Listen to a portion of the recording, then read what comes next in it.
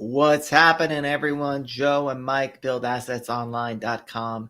And today we're going to discuss whether they've finally killed it or not. Is high ticket drop shipping dead? Weird things are going on in the economy. That is for sure. That is for sure.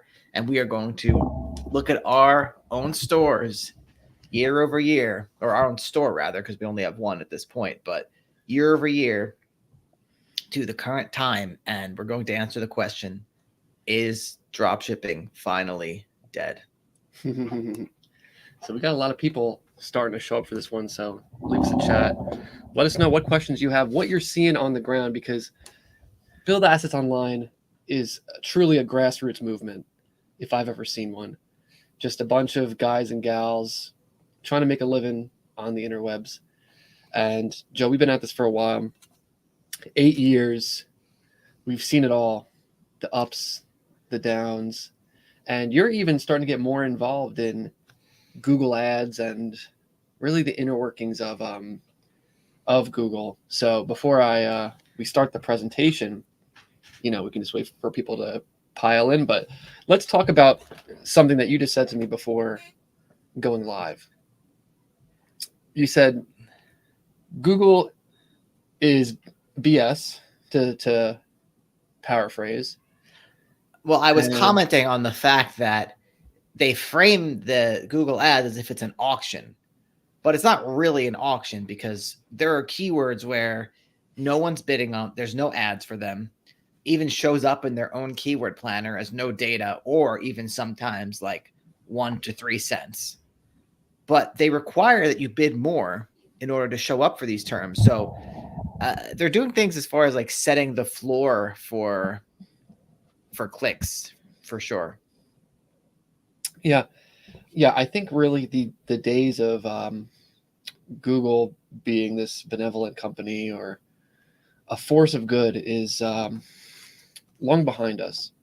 But you have to take the good with the bad, because Google has allowed us to really create some good financial standing for ourselves, and so we have to give gratitude for that. But we do need to understand that we're working against, it's almost like a video game. I think you got to think of it as like you got to think about slaying the dragon.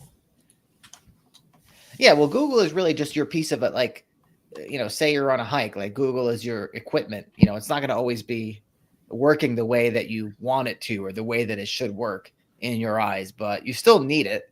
And a lot of times some of these more intense hikes wouldn't be possible without equipment. I don't know if that's a good or bad analogy, but the point is this is the atmosphere, this is the ecosystem that we're in. So love it or hate it, you got to embrace it.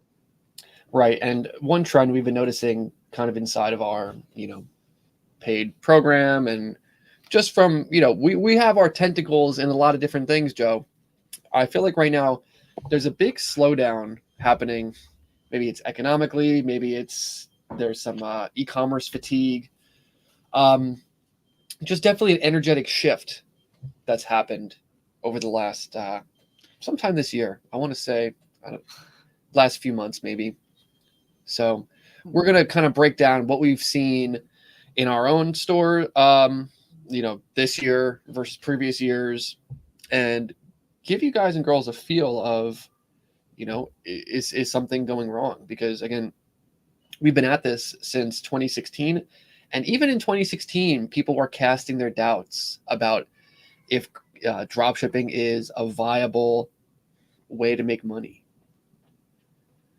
So, yeah, well, let's see what the numbers say. I don't want to hear about this energetic shift. You're not feeling the energetic shift, Joe? I'm just saying, I agree with you that there's an energetic shift, but let's hear the stories that the story that the numbers tell, because my feelings are one thing, but I don't trust my feelings. Facts over feelings. Yeah, the one thing you can't trust how you feel. That's very true. If you rely on how you feel and use that as whether you're going to take action or not on a given day, that's a recipe for disaster. So let's take a look. So I just snipped, whatever you want to call it, some Shopify data from our store, and we're going to run it from, we're going to look at the last couple quarters. So quarter is a 3-month span. Q4 would be October, November, December. And we're going to compare what happened in the last few quarters versus what happened the year before. So Q4 2023 versus Q4 2022. Q4 2022 is the dotted line here. But you can see in the 3 months of Q4 2023, we did $2 million in sales, which was a 20% increase from Q4 2022. So on the surface here, this is pretty good. Nothing to sneeze at, Joe. Nothing to sneeze at. You have anything to add about this? I mean, not really. I feel like at this point, and this is kind of one of the mental struggles I have with everything that we do, is I feel like at a certain point, exponential gains become impossible. Yeah, so we're gonna look back at that. Yeah, like I feel like when we start talking about 20% in one direction or another, I feel like I'm working for a stock or something. Like, yeah, when I worked at the company I used to work for, they would look at the quarter and be like, "We're up 5% this quarter in sales." Yeah, And like it was numbers just, like that's like, who gives a shit? yeah, What does that even mean? 5%. That's why I hate like that's not going to like 5%. Is not going to get me a yacht. Let's put yeah, it that way. and it's like such something that's so within the margin of error. Like, how can you make forecasts? How can you make revenue forecasts when you don't know what, especially again with all the energetic shifts going on, Joe? You don't know the energy shift that's going to be happening in a month from now, 2 months from now, next year. How could you make a revenue forecast that's going to be based on anything? Like, it's all bullshit as far as I'm concerned. Well, listen, when it comes to groceries and like that brick and mortar business of being a grocery store, I believe their margins, after all is said and done, like even after things like shoplifting, their margins are about 5%. Right. So the point is that this is still so much better because you don't have to operate a whole complicated logistic network of a grocery store or Well, any yeah, sort of sure, brick and sure. mortar business. No, but I was just saying how that's pretty crazy that there's such a margin of error. Like I feel like something small could go wrong and they could lose money. Yeah, when you're operating on razor thin margins like that, that's for sure. With high ticket drop shipping, I mean, you have an ability to choose your margins in a way because obviously you're going to get different margins from different suppliers, and that's going to be anywhere between 10%, 20%, 30%, sometimes even 40 and 50. So you can control in a way where you send traffic to, and of course, the main expense of your business is the Google ads you're going to run or whatever advertising you choose to run. So we're not paying money for inventory. We're not paying money for brick and mortar space for someone at the warehouse to send the stuff out. So what I mean, I love about dropshipping is even if it does go down, you have the ability to react to it versus when you're operating the grocery store, you're operating whatever type of like quote unquote real business you would operate, you are stuck with many of your expenses. And so if there's a economic shift, if there's an energetic shift, you are at the mercy of those shifts. You cannot just simply lower your rent cost with the click of a button, almost like we can with our ad spend. Yeah. So, yeah. Very important note. So, Q4 last year versus 2022, up 20%. That's pretty good as far as I understand it. So let's look at Q1 2024 versus Q1 2023. 5%, Joe. Yeah. What did they say about this in the boardroom? That everyone could cheer at the company meeting. Would there be a pizza party? Oh yeah, there'd be food. There'd be a catered lunch for these quarterly things. But we're down. It's a lower percent increase than the last quarter. Yeah, I don't know. Maybe they would cheap out on the lunch then. All right, just melt. Yeah, I mean, so I don't have too much to say about this, but Q4 I think is generally like the high time for this business. Yeah. And then I feel like you have these different fluctuations, and with the idea of drop shipping being dead, I don't Wait, think we. what was the last slide? What was the first one we looked at? So why did you want to compare Q4 versus Q4 and then Q4 versus Q1? Q1 versus Q1, Q4 versus Q4. Go. Oh, okay. Sorry. We're trying to figure out if drop shipping is dead by looking at what's happening now versus the previous years. Yeah, okay. Resume. So Q1 this year was not much different than Q1 2023. Right. About the same. About the same in terms of revenue. About the same. But yeah, I guess, maybe that's not when the sales come. Maybe that's not when the increases are. I feel like when you have like a stock, I feel like they're always like a retail stock. They're always evaluated on their Q4 performance. I didn't know that. Is that true? I think. I mean, one like Macy's or something. I think so. Sure. When you start getting into quarters, I feel like a real boomer. Like I never really looked at quarters before this, but it is helpful because it kind of aggregates different seasons, and looking at things month over month might not tell the full story because like didn't they push back like the day taxes were due a couple years ago or something? That I don't know about. What was because leap year? I don't know. No, I feel like because of COVID or something, they like moved like the filing date that it had to be. I could be making up total fake news right now, but what I'm trying to say is like there's so much that can happen in a given month, and you have these different fluctuations. Usually, what I tell people is, if you have a down month, that's typically okay. If you have 2 down months, all right, maybe that's a trend. So a quarter is 3 months. So it's better to compare these 3-month chunks to get a better idea of what's actually going on. So Q2 2024 versus Q2 2023, you'll notice there's actually a decrease in overall revenue from Q4, Q1, Q2. Go from 2 million to 1.65 million to 1.6 million. But this is 9% up from 2023. So we having the pizza party or no?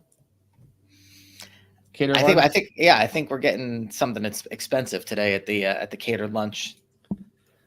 Good.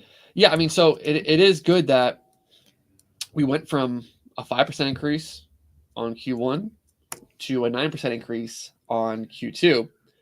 But yeah, I mean, maybe dropshipping is dying because in Q4 we were at 2 million, and then we were sliding down slowly.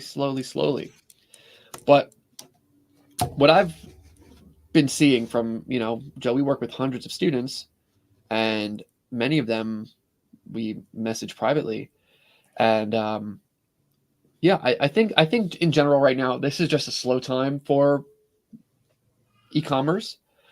Even if you think about like COVID was, 2020, 2021 was really the peak of, a lot of the restrictions and stuff like that. And then there was the supply chain issues that were happening in 2021, 2022.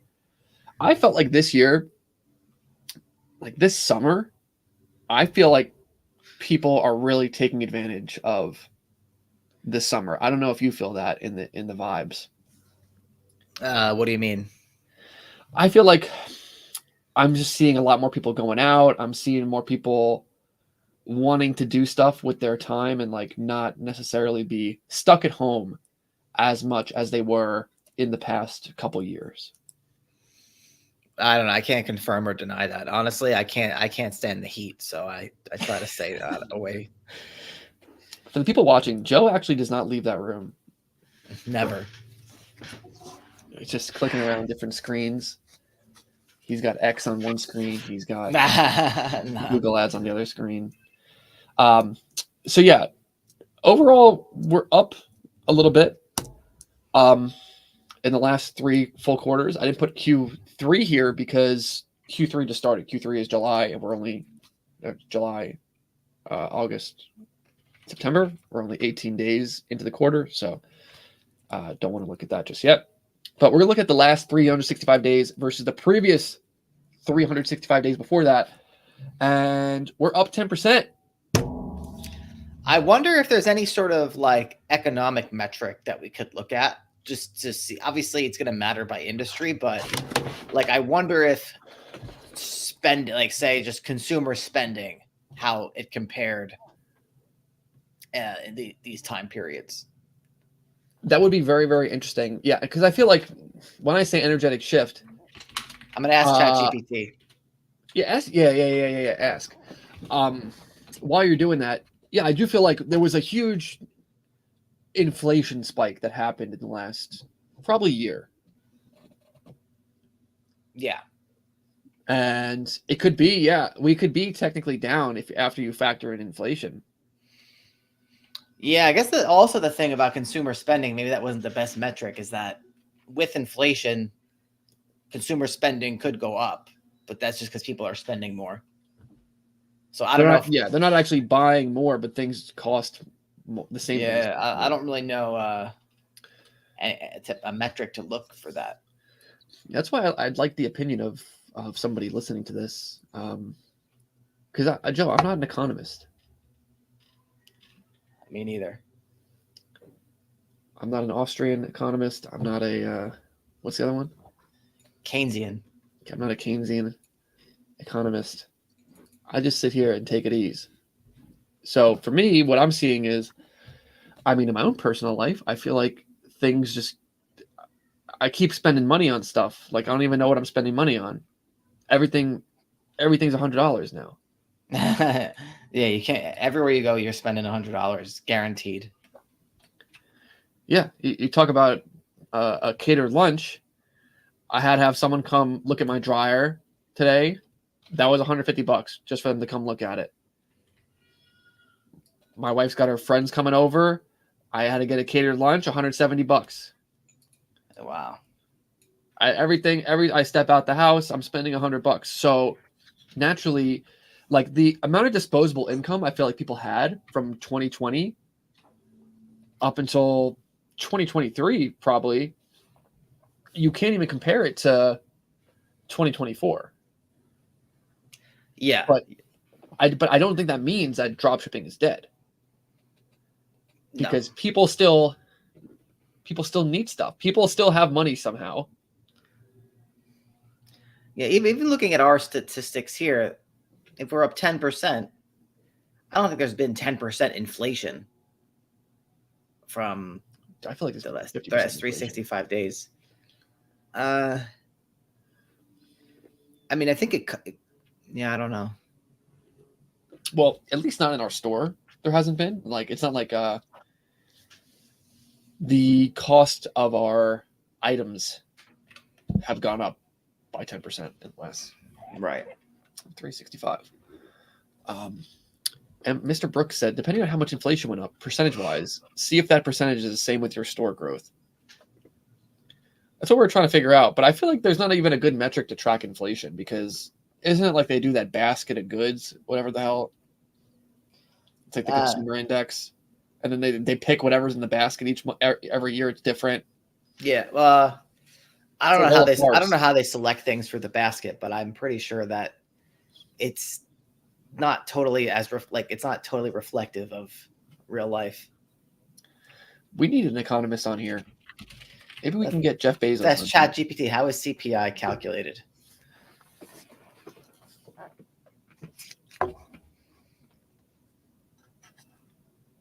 What's it giving you?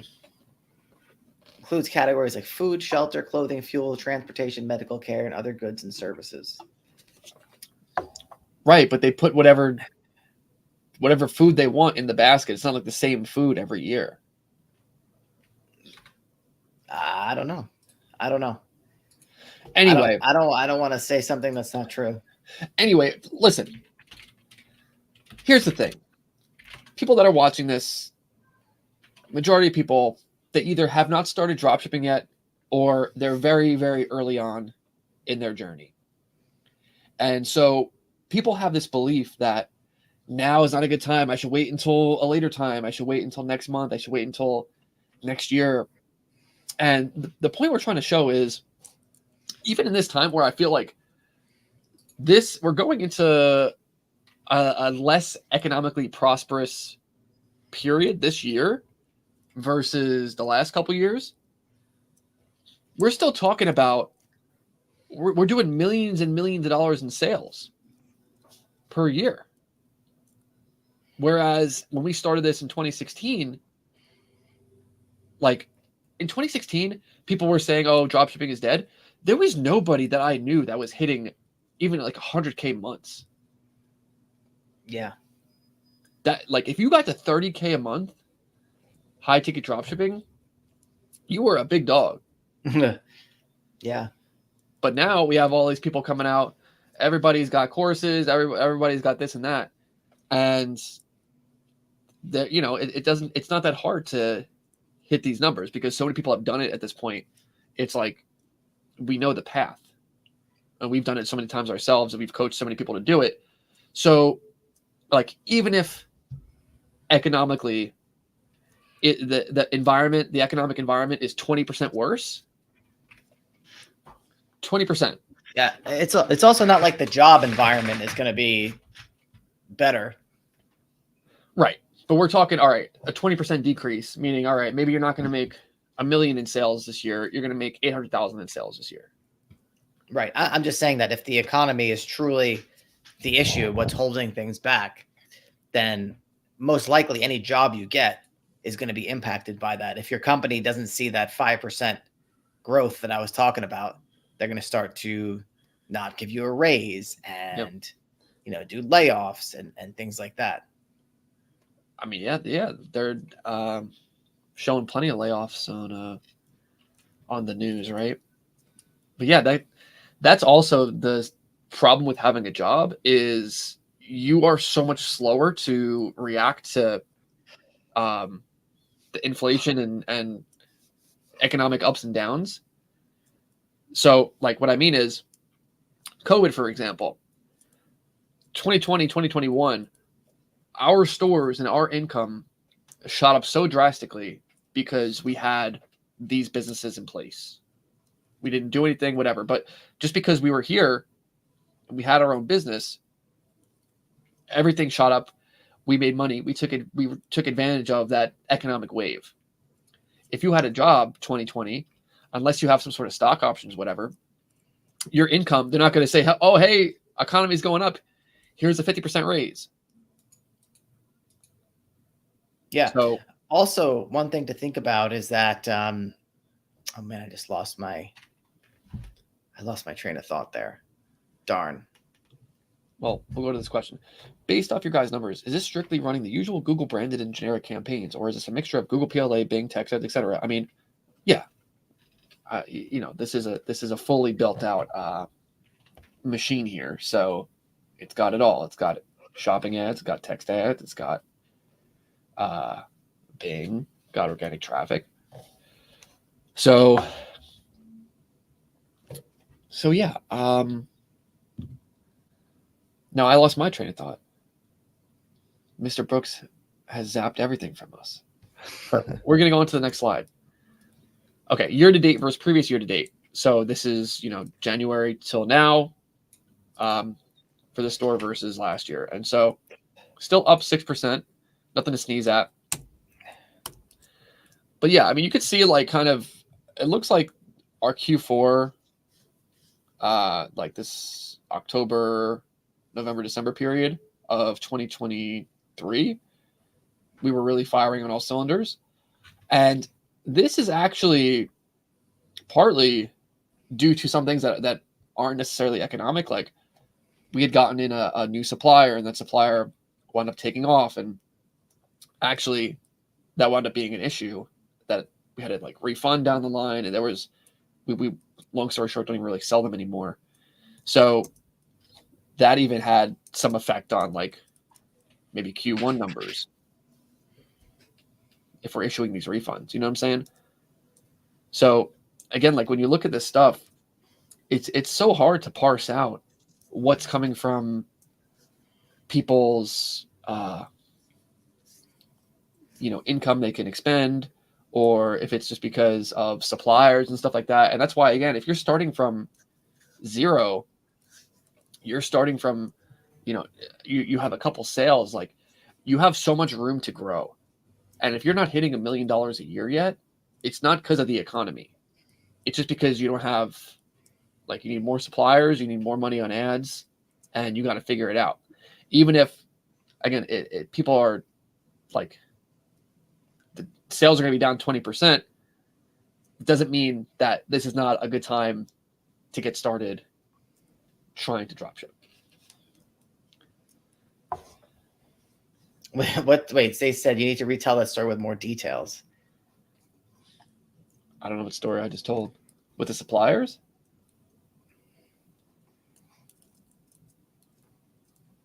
I think all I was trying to say was... everyone wants to know more about this story. We had a supplier. We got in with them. They were good. We started selling a bunch of them. Turns out they weren't so good. There were problems. So we had to issue some refunds, and ultimately we decided we're not going to sell all their products anymore. Well, what kind of problems, Mike? Like, things were arriving broken, like basic problems. There's not too much to the story. Right. I mean, I know exactly what you're talking about, but there's not too much to the story. But it was a supplier that we got in with that normally didn't even let in other e-com. Did they even let in e-commerce in general, or maybe they just stuck to right? So they were a big brand, not totally equipped for the way we operate, and so people were buying, but the supplier couldn't deliver. Right. It was a good price. People did buy, but the supplier, wind up not being able to deliver. There was like different, call it delivery issues. So ultimately, we decided we actually haven't parted ways. It's just some specific product types we're not going to sell with them now. So that definitely caused a decent spike. I mean, we would have been up overall. Like, it wasn't going to take us from like down percentage points to up percentage points. But so it's not too much to write home about. But I am trying to actually make the point that if you're a new store, getting in with one supplier can have that big effect. And, it won't wind up being something you have to undo like we had to. But all you need is a couple good suppliers to take you from $0 per month to $20,000, $30,000 revenue per month. And, now you're going to look at drop shipping very differently. You're going to see, okay, this is just a game of suppliers, advertising, content. So, we're looking at the year-to-date versus previous year-to-date. MDK said, do you have any experience in the UK? What are your thoughts on work/office niche? It is a fine niche. I don't know what the UK office culture is like, though. I guess it's pretty, like, London is a very professional culture, right? I don't know. I just imagine like a guy in London in a suit with a briefcase. I don't know. Yeah. So, all these things can work, and again, it's not even it's not even a matter of economics, like of the economy being up or down. It's just you got to take action on it. You're going to find a good supplier within the office niche. Maybe it's like an engineering draft table, something that just hits because it's a good price, it's got a good name, and the supplier is good, you get good margins, and people are going to be buying that stuff. So yeah, it doesn't. None of these things can really go bad. Like, I think the end of the story here is it's pretty hard for dropshipping to die because we're operating our business no differently than any other e-commerce company or anybody that's actually bringing in products into the country for sale. Oh, I remember what I was going to say now. Something that we talk about a lot, actually. So, oftentimes, a lot of your competition, when you build a store the way we suggest, it's not necessarily other drop shippers or other people operating the same way you do, trying to maximize that fulfillment method. A lot of times, it's companies that have a lot more overhead than you. So, it's when things are down, places go out of business. Whereas if you run things the way that we show you, going out of business is, I mean, it's really going to be your own doing because you can make your bids as low as you like, pretty low. I mean, when I say going out of business, it's like you can't sustain all your overhead anymore. But with the way that we show you, your overhead is so small that that shouldn't really be possible. I want to read that Warren Buffett quote that I was saying the other day. It's only when the tide goes out do you learn who's been swimming naked. So what this means is in times of economic downturn, the people that have been in way over their heads because the economy's been good and it's been harder to lose, once things start going down, they're going to get caught with their pants down. And guess what? They're going to be screwed. But if you can weather the storm and not have a lot of debt and operate things responsibly, then you can weather the economic storm. And guess what? Once that ends, you're going to be the competition is going to be less. You're going to have more data and you're going to be in a prime spot to take advantage of whatever comes next. So that's why, again, thinking, oh, I shouldn't get started now. No, like the best time is always now because you just don't know what the future holds. And the sooner you're in the game, the sooner you can become an expert at the game, and the sooner you can take advantage of whatever comes next. Yeah. Imagine if you have a bunch of inventory, like a place that you have to keep rented at, like that you have to pay rent for, like a location. It's a lot harder when actually talk about the 5 to 10% growth. If you have those things hanging over you, you may need to grow at a certain rate in order to sustain, your warehouse costs and all these kind of things, because those things could go up too. But here, I mean, yeah, your cost of Google Ads could go up. Maybe your Shopify and like a couple apps could go up a little bit, but it's not going to be the same thing at all. And so I have this graph here of the last 6 years just to kind of illustrate, like, so much of this is even perspective on maybe COVID times were just like a huge peak, right? And you can't always be in a peak. Like, things are going to go in cycles. So even if you look at, even during 2020, we never even hit 400K until end of 2020, early 2021. And now it's like, all right, we're hitting 400K or a little bit above that. And it feels like things are down. But a couple of years ago, this was a high. Yeah. And so again, because we have the ability to be flexible in our ad spend and, our overhead, how we operate, it's like we can always wind up making it work, and we can wait out everybody else. If things get too competitive, people are gonna get knocked out. It's just a simple nature of the game. So yeah. What else do we have? So I wanted to briefly just go through. I put these slides on top of the slides of a video that we made in 2021 presentation That was the easiest way to start dropshipping from scratch in 2021. We have these gray boxes here because that's where we used to put our faces, but now they're just relics of a different time. But you can see the same graph. The same graph. This looks like we're at the absolute peak of, of what of the game. But now if we backtrack it, it's like looking at Amazon. It's like looking at Amazon stock. It's nothing. It's a nothing compared to the last 3 years. So there's that. I just thought that was funny, number one. What do we have to say? And what has changed? So we said, stop thinking about the perfect product / niche. You need to secure legit high-ticket suppliers in your home country, stay away from directories, but you cannot get their prices publicly.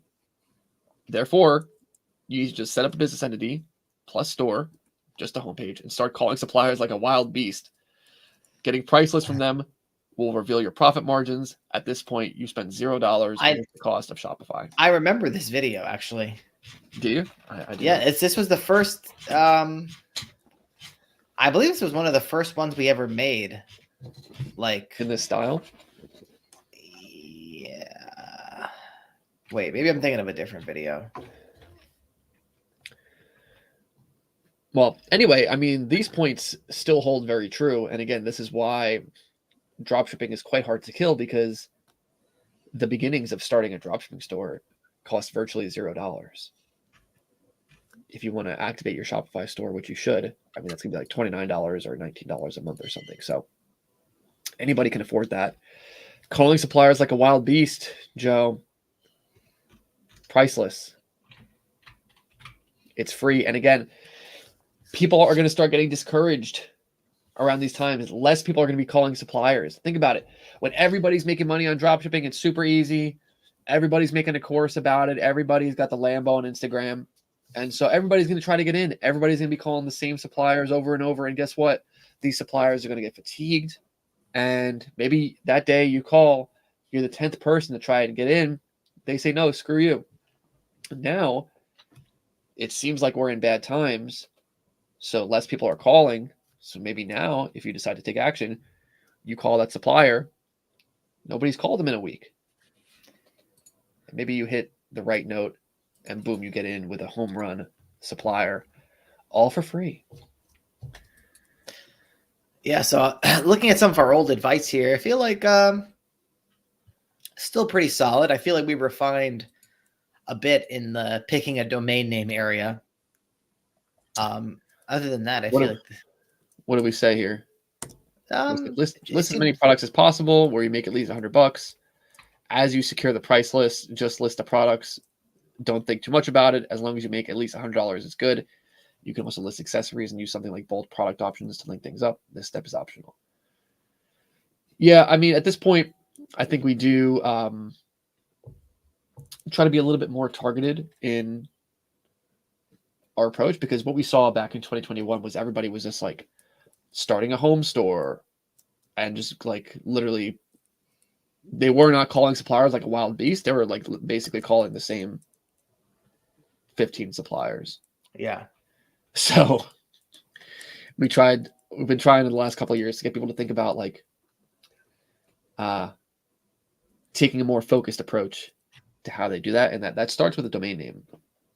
Because if you have a good domain name, it gives you focus, but still gives you authority.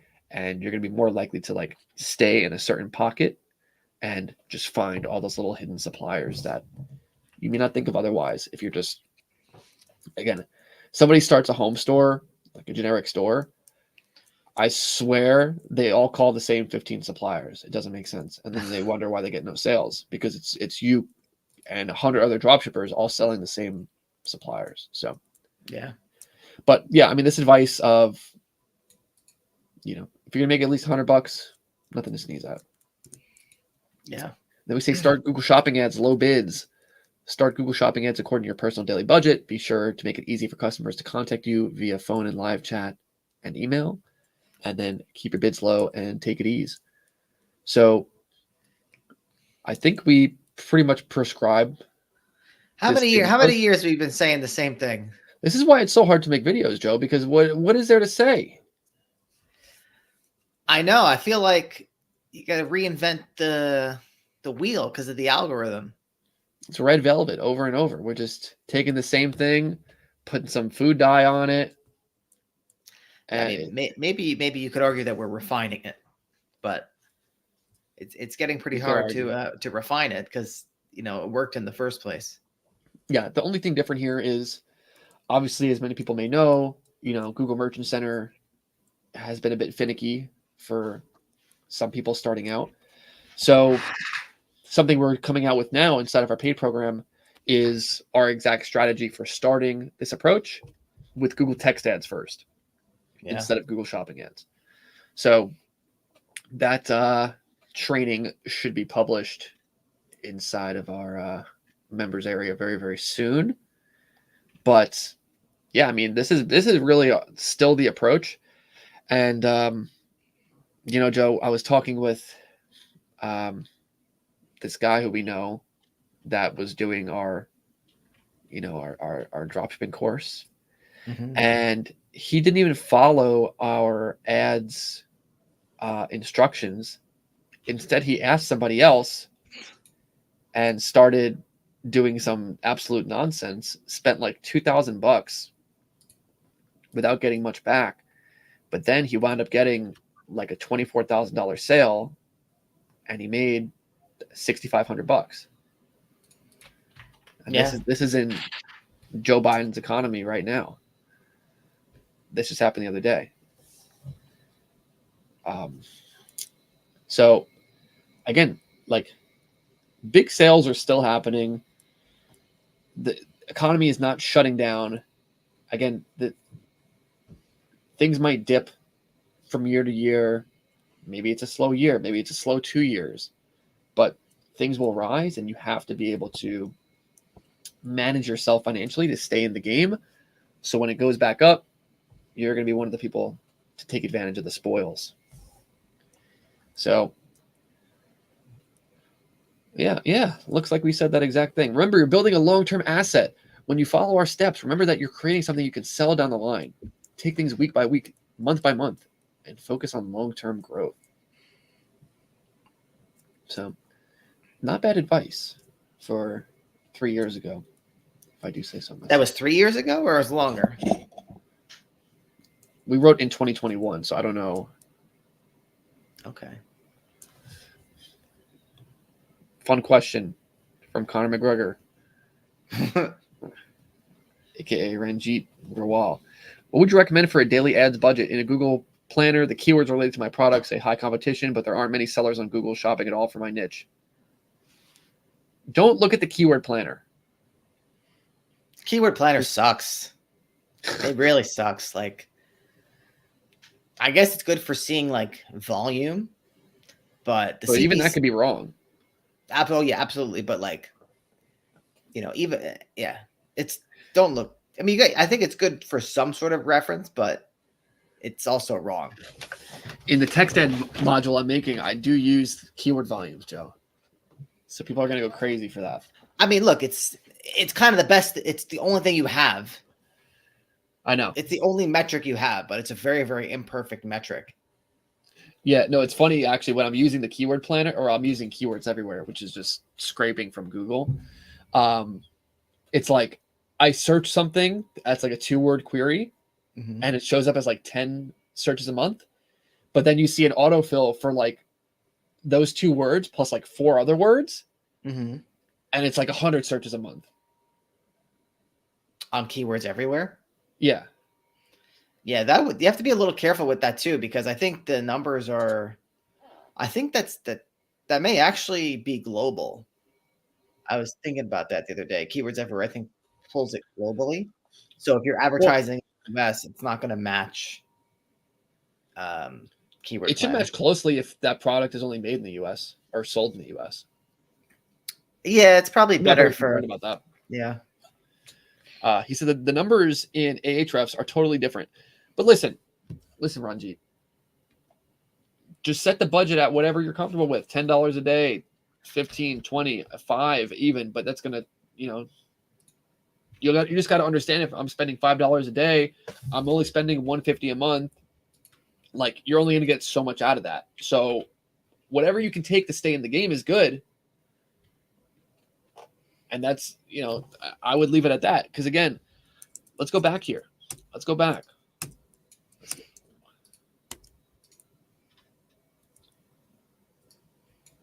Okay. As an example, your store, your suppliers, your products, they're going to go through periods where maybe 1 month is the peak month, 1 month is the slow month. We've talked about this example many times, but stuff like pool tables. Many people don't realize pool tables in the US are really only popular during like 2 months out of the year. So if I started running ads for pool tables, I went all in February, and I'm spending $20 a day when that's like too much for me. I'm never going to make it all the way to Q4 when it pops off and I actually find out, oh, okay, I can sell these at a very high pace, but it's just only at this time of year, right? So if you can stay in this game for a year, you're going to wind up with more data on, hey, this is when things sell the best. This is when things sell the worst. This is when, you can balance out your products, like have stuff that's seasonal in summer, have stuff that's seasonal in winter, etc. So, daily ads budget, whatever you can withstand comfortably for many, many months. And then hopefully what happens is you're profitable, and then you're playing with house money, as we call it, where you can afford to, worst case scenario, like lose some money, but again, it's house money. So that's why if you can avoid taking money out of the business for a little bit, that's going to be the best thing to help you keep scaling, because it eliminates your risk. You're playing with house money.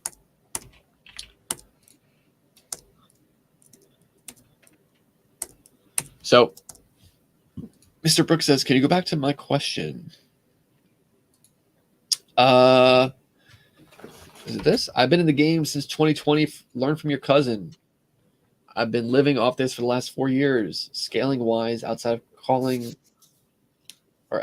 more suppliers, was there any specific ad type or outlet that really scaled you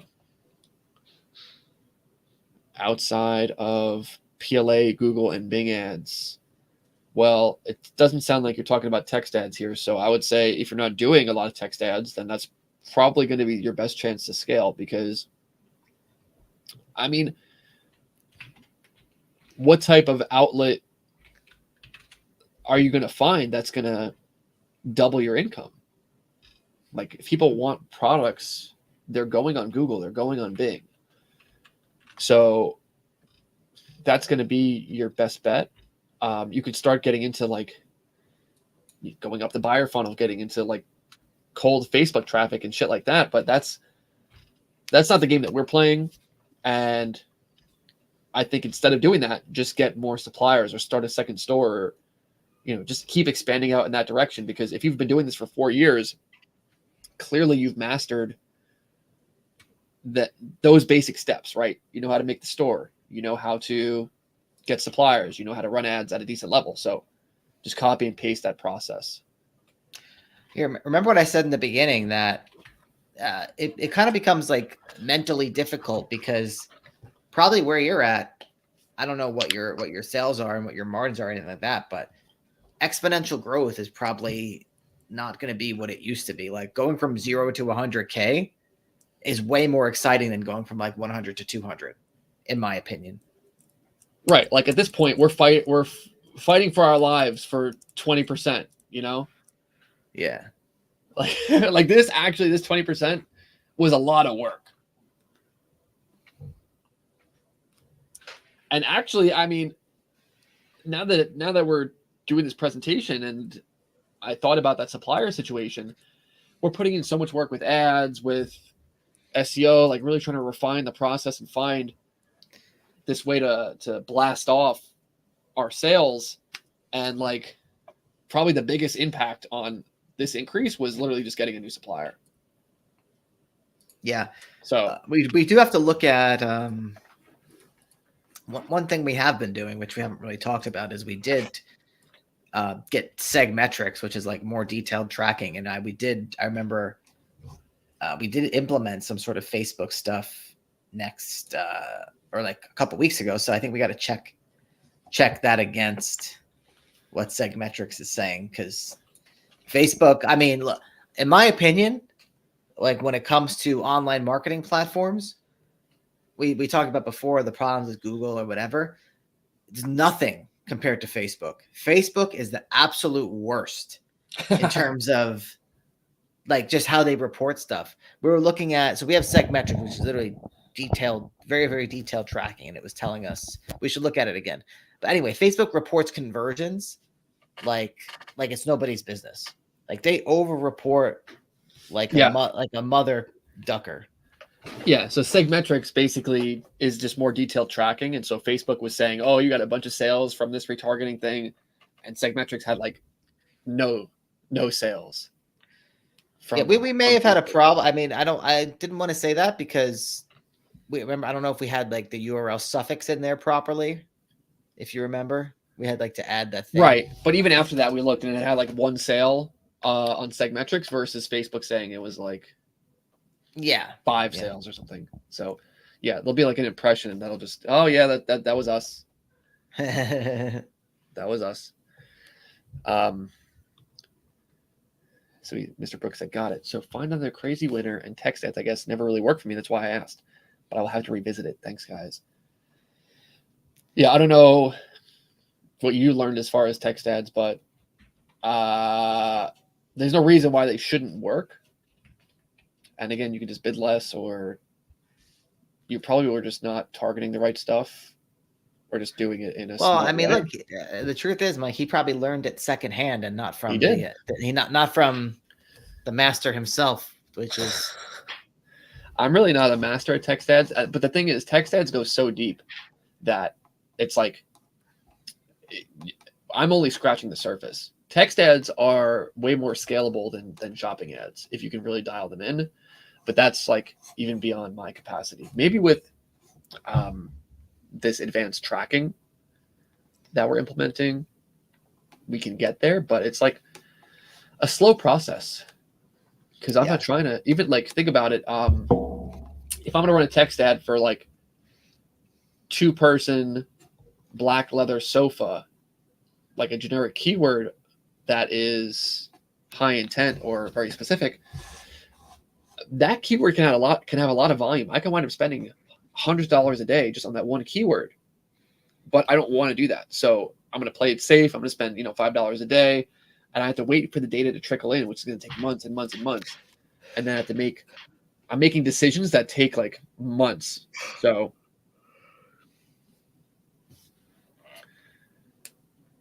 that's all I have to say. Mr. Brooks says, do you guys have a way to buy into just your chat so I can talk to the text ad master? I don't think so, but if people go to buildassetsonline.com/playbook, they get a free course, how we built over $1 million in online assets. Mr. Brooks, you can just email us and we'll see what we can do for you. But beyond that, I think we're close. The chat is closed right now in terms of accepting new people. But if you, let's see what you got going on, and if we even have the capacity to do it. Absolutely. All right, Joey. Wrapping this up. Yeah, I'm tired. Sounds good. All right. Thank you, everyone. Go to buildassetsonline.com/playbook, free course on how we do not just dropshipping, but other things to bolster our online asset portfolio. So that's all I got to say for today. You can take it or leave it. But as always, take it easy.